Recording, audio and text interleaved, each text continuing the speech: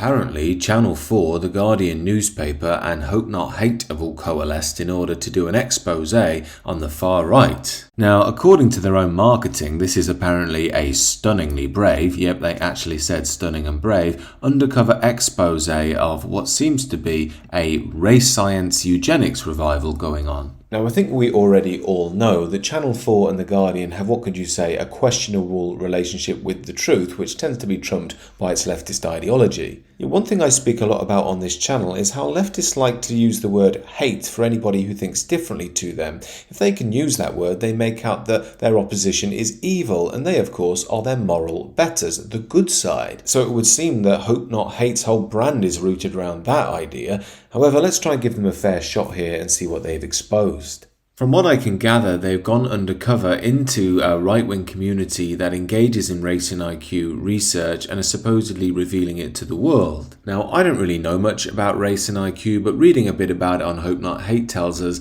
that they are revealing people like Ed Dutton are involved, but that's hardly news because Ed Dutton's got a massive YouTube channel where he speaks about these issues a lot. Now again, I couldn't comment on the accuracy or inaccuracy of such research, I just don't know enough about science, but it would seem to me that that sort of research would be very controversial, so I'd assume that these people probably have to go underground if they wish to partake in these sort of studies. And again, maybe they are attracting far-right neo-Nazis, I just couldn't say, I've got no experience with the organisations they're talking to. However, what I would say is, Hope Not Hate, The Guardian and Channel 4 are hardly what you would call, honest actors. Yet you can see here they have a so-called case file on the Hope Not Hate website with a fingerprint as well. What is all of that implying?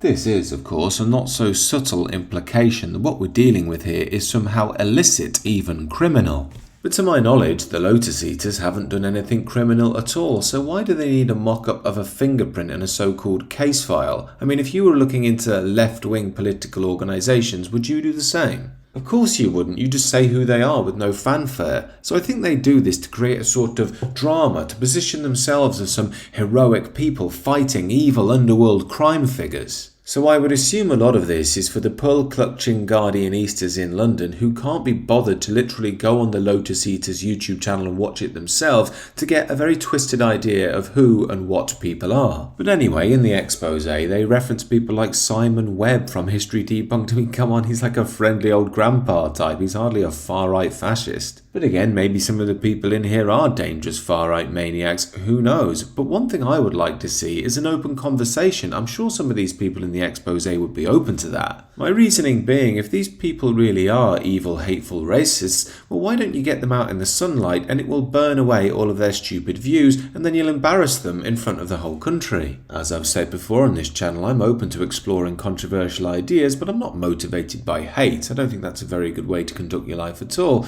So I'd like to see if these people really are motivated by hate in any way. Maybe they could have a debate with them one-on-one. As I say, if they're simply motivated by hatred and irrational pseudoscience, then just show them up. I'd be more than willing to say good job on that if that's the case. And maybe it's just me and I could be totally wrong and the people involved herein might be far-right maniac monsters who just want to destroy everyone who's non-white, but it seems to me that the way The Guardian and Hope Not Hate and Channel 4 go about this is if it's some big secretive plot that they've uncovered. And that makes me think they might be over-dramatising this for emotionally manipulative effect.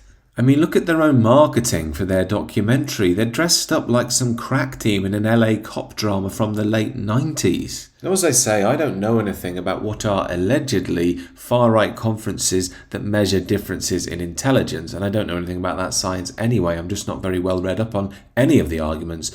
However, I do know a bit more about political propaganda, and these marketing tools seem a little bit suspect to me. But then I suppose keeping an open mind and wishing to see an open and honest conversation regarding two adversaries makes you an evil bigot these days. You simply have to believe what the leftists tell you. So if this expose shows the people therein to be crazed maniacs who just want to see the world burn, you'd have to say fair enough, good job, good investigative journalism. However, given they're referencing people like Simon Webb and Ed Dutton, who are relatively harmless in my experience, I don't quite understand what the drama's about. But who knows, I could be wrong. Do let me know what you think down below and do consider subscribing to the channel if you're new.